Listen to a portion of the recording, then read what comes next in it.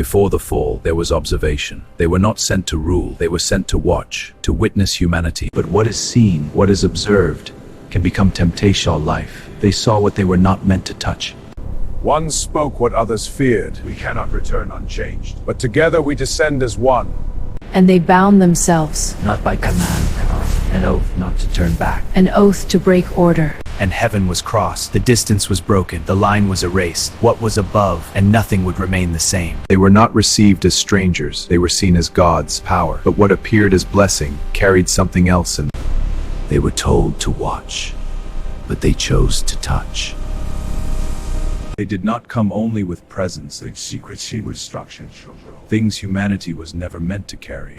They taught the cutting of metal, the creating of stars into star, and power began to grow faster than wisdom. They were not just teachers anymore. They became influencers, then rulers, then masters, and humanity followed, not knowing the cost. Knowledge always changes the carrier, but not always for the better, now separated. What once served fed pride.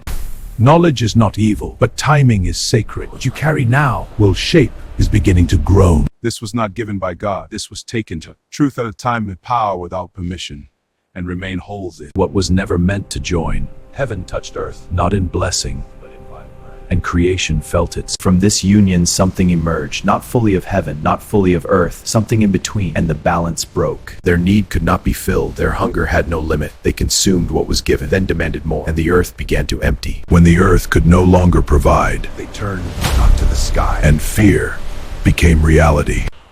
This is not sustainable. This is not creation. And heaven hears it.